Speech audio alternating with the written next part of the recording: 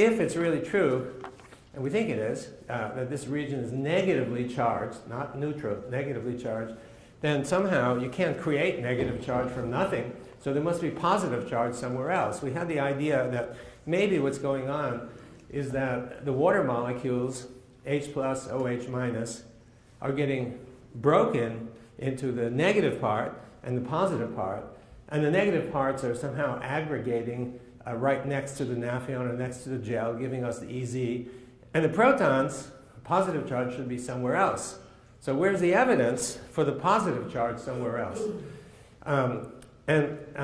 We used, to check this, we used a pH-sensitive dye. You know, the same stuff that's in litmus paper, changes color, right? It comes in soluble form. You can just put it into the chamber, and you see all this nice color distribution.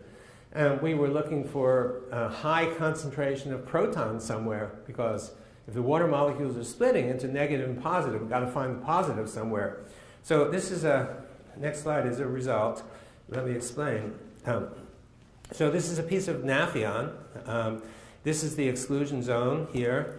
And notice, by the way, that the dye molecules, which have molecular weight approximately 100 or so, don't get in. This region remains clear, no dye. So it means that molecules the size of these dyes don't penetrate into the exclusion zone. They're excluded. But if you look at the color distribution, for this particular dye, orange means very low pH, very high concentration of protons. The pH, the red color corresponds to pH 3 or less.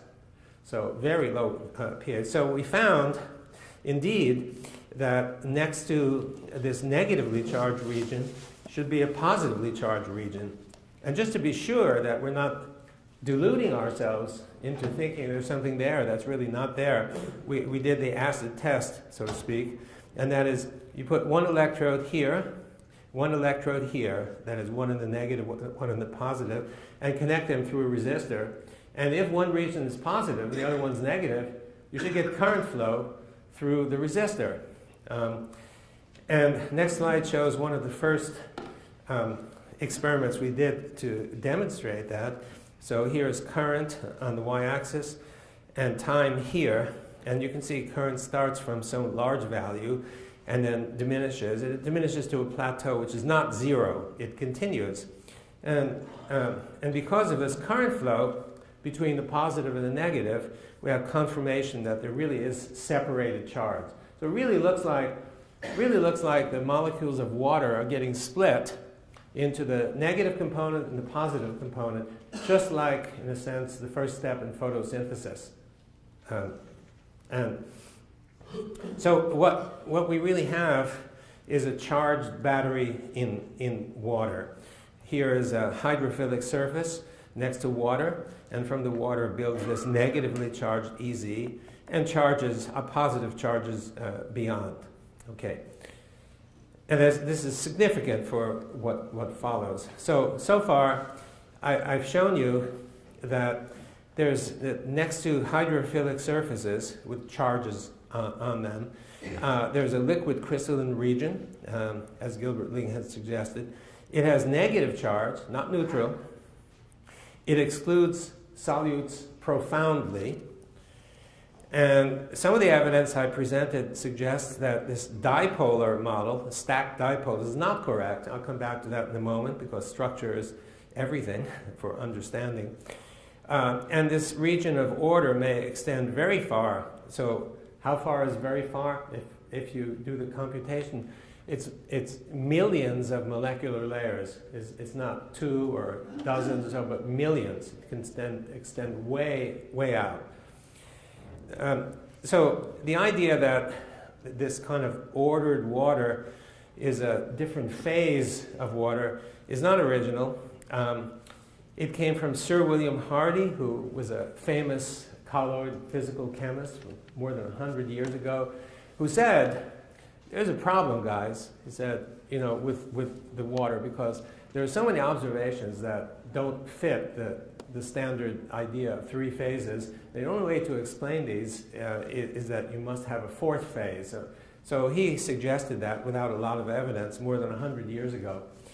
The number of anomalies that exist in water is now up to, I think, close to about 70 at last count. And you can find them all on a website if you look under water anomalies.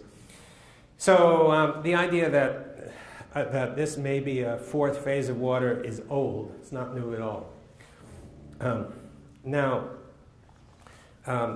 why am I suggesting that there's something wrong with this dipole model? It's a great model. It looks pretty, you know, and it's in my earlier book. And why would I suggest that we and other people were wrong? Well, the answer is actually very simple.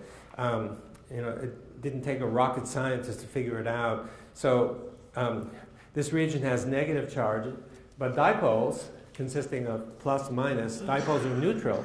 So you can take dipoles and stack the dipoles from here to Boston or whatever, and you'll never get negative charge you start with neutral components and stack them. So it's got to be wrong, unfortunately. You know, throw away those nice diagrams. Now, we went through an extensive thought process, an analytical process to get what we believe is the real structure. And I'm not going to go through it. It's in the book that you were talking about, because there's more that I want to talk about, and my time is not infinite. So the structure we came up with looks something like this. You have a hydrophilic material next to water. And out of the water build these layers, and these layers are hexagonal, as you see in nature, and they build one at a time. So you got another one here, another one, and so on, and they just keep building. And the structure, if you were to look at it, is hexagonal like this, with oxygens and hydrogens arrayed as you see here. And if you were to count the number of oxygens and hydrogens in a unit cell, it turns out it's not H2O, it's actually H3O2. And why is that not a surprise? Well, it's not a surprise because H2O is neutral, but we know that each one of these layers has to have negative charge. Otherwise, EZ wouldn't have a negative charge. So we wind up with H3O2. If it were H4O2, it would be double this one, and it would be neutral. But because we're missing a positive charge here, the net charge is negative, which is what the experiments dictate. Now, because this is a kind of liquid crystal, you might think that that it actually could be solidified, if you think about it, because crystals, you know, take a salt crystal or a sugar crystal, you can make a solid out of it. And the question is, can EZ water be solidified? And the answer is yes. It is not done by us, but by another group of Vittorio Elia from Naples. And what he did, or actually what his wife did, he's sort of the director and his wife does the work. So he takes a petri dish with a sheet of Nafion, and she pours some water, a little bit of water, EZ builds, and after the EZ builds, she rolls the EZ off into a container, and she'll do this 1,000 times to get enough volume to have something respectable. And if they take that water and just put it into a beaker, what happens is it looks like this, where some of the water is clear and the rest of it forms this cloud-like conglomerate, which is not really a surprise that it looks very much like the clouds in the sky. Anyway, that's not the final step. The final step, or even before these clouds actually form, is to put it into a freeze dryer and at low temperature draw off the water. It's called the lyophilizer, and it's used in biochemistry in many chemical labs. And they wind up with something like this. This is solid water, EZ water, at room temperature. Solid water at room temperature, right? You can pick it up and you can feel it, which we've done. They graciously gifted us some of this stuff and we squandered it without doing anything particularly useful. It looks like it's kind of fragile, thread-like, but it's water. It's solid water at room temperature. Imagine, I mean, it blows your mind, and they've done the right controls for it. It feels like a fragile thread, and once you put some shear on it, it just practically disintegrates into a powder. Okay, now, so when you think that you've got a solid crystal, think about the question or the issue of information and memory. So the question I'm asking now is, could easy water contain memory or information? And of course, you know, initially you say, well, this is really going too far out. Think about the memory in your laptop, right, with a thumb drive. What's inside? Well, it's a crystalline array of silicon or silicon dioxide, and every atom is arrayed in the three-dimensional array, not just planar, but in the z direction also. And each one of these can have two different states, a 0 or 1, right? That's how the information goes into a digital computer. And think of how the solid easy water, or even liquid crystalline easy water, is similar to this. So you have here, this is semi-solid, or it could be solid, and you have oxygens and hydrogens that are arrayed three-dimensionally in this lattice. And the idea that electromagnetic waves coming to this could conceivably impact, let's say, certain oxygen atoms. So, for example, this guy here and this guy here. Now, the important thing is that oxygen can have 5 different states. Not 2 states, but 5 states. We referred to the oxidation states. You can have -2, that's the most common one, -1, 0, +1, +2, 5 of them. So if you think that each one of these guys here could be not a 0 and a 1, but 5 different states, the amount of information, the information density that could be stored in this is enormous. I forget, we did the calculation, it's something like 10 to the 9th more than in a standard digital computer memory. So, so there's huge information storage capacity, and the question is, will this information storage in easy water replace conventional storage? You can imagine your computer memory is filled with easy water, either in liquid crystalline or solid state.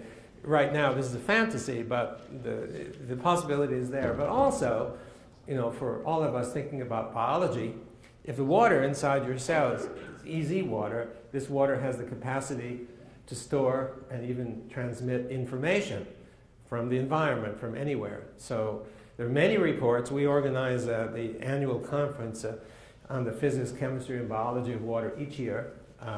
And each one contains multiple presentations by people demonstrating that water demonstrates it has the capacity for information storage and memory. I think this is in the future, this is going to be a really important area of interest for plants, animals, any living creature. Okay, so long answer to question number 2, is the easy physically distinct from the bulk? The answer is yes. To the best of our understanding, it's a layered hexagonal honeycomb structure with information storage capability. Now, when you think of information storage in water, some of you will think about Masaru Emoto. How many of you have heard of this guy? Oh, okay, so this is common knowledge. By the way, I just got an email an hour ago from his son. He passed, but and we're going to get together. I'm off to Japan tomorrow morning. So, so if you know, then you know that the crystals that form depend on the consciousness or information or even energy that's input. So if it's a Mozart symphony or such, you get beautiful ice crystals. But if it's heavy metal and such, you get ugly crystals. And of course, no scientist who I know believes that this is really true or important, because he tended to cherry pick his photos that he took. Nevertheless, I think it is possible that it's true because of the information storage capacity that we've demonstrated in water. And so this is Emoto at Fukushima, and he has people still working. This is Akiko Stein working in Germany, producing these crystals. So this is continuing.